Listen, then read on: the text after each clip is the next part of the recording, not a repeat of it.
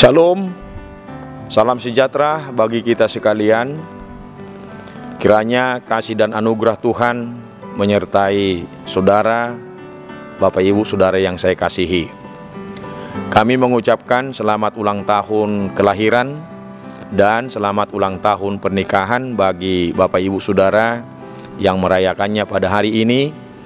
Kiranya Tuhan melimpahkan berkat-Nya dengan memberi umur panjang, kesehatan dan sukacita. Kami juga menyapa saudara yang sedang bergumul oleh karena sakit penyakit. Tak hentinya kami selalu menyapa dan berdoa buat Bapak Ibu, saudara-saudara, untuk kesembuhan, untuk kekuatan, untuk kesabaran dan bahkan ketabahan dalam menghadapi pergumulan hidup ini. Kiranya Tuhan menumpangkan tangan-Nya yang penuh dengan berkat kepada Bapak Ibu Saudara sekalian. Sebelum kita mendengarkan firman Tuhan, mari kita berdoa.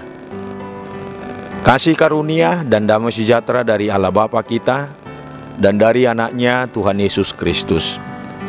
Amin. Ya, firman Tuhan yang menyapa kita hari ini tertulis di dalam 1 Raja-Raja pasal yang kedua ayat 1 sampai dengan ayat yang ketiga. Demikian firman Tuhan. Ketika saat kematian Daud mendekat, ia berpesan kepada Salomo anaknya, "Aku ini akan menempuh jalan segala yang fana, maka kuatkanlah hatimu dan berlakulah seperti laki-laki. Lakukanlah kewajibanmu dengan setia terhadap Tuhan Allahmu, dengan hidup menurut jalan yang ditunjukkannya, dan dengan tetap mengikuti segala ketetapan, perintah, peraturan, dan ketentuannya, seperti yang tertulis dalam hukum Musa, supaya engkau beruntung dalam segala yang kau lakukan dan dalam segala yang kau tuju." Demikian pembacaan firman Tuhan pada hari ini. Saudara yang saya kasihi dalam Kristus Yesus, hidup yang kuat dan berhasil bukan ditentukan oleh kekuasaan atau kekayaan yang kita miliki, melainkan sejauh mana kekayaan dan kekuasaan yang kita miliki itu kita pakai sebagai bagian dari ketaatan kita kepada Tuhan. Sejauh mana kekayaan dan segala sesuatu yang kita miliki tersebut kita jadikan sebagai instrumen-instrumen yang sesuai dengan kehendak dan rencana Tuhan. Karena kita yakin itu semua adalah titipan Tuhan. Dan syarat dengan itu, Daud berpesan kepada anaknya Raja Salomo.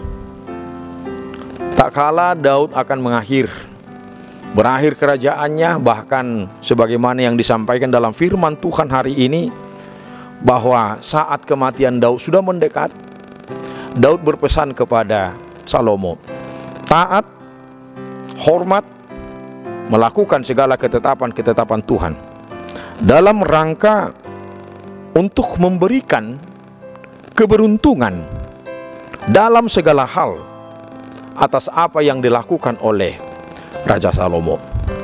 Saya pikir semua kita yang hadir pada saat ini, semua kita yang mendengarkan firman Tuhan pada saat ini, berharap seperti yang dikatakan oleh Daud kepada Salomo.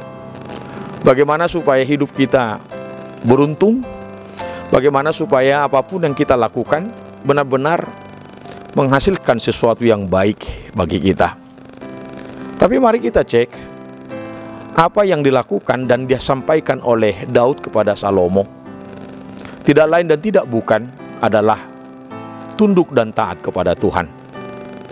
Tunduk dan taat kepada Tuhan sebagai bukti nyata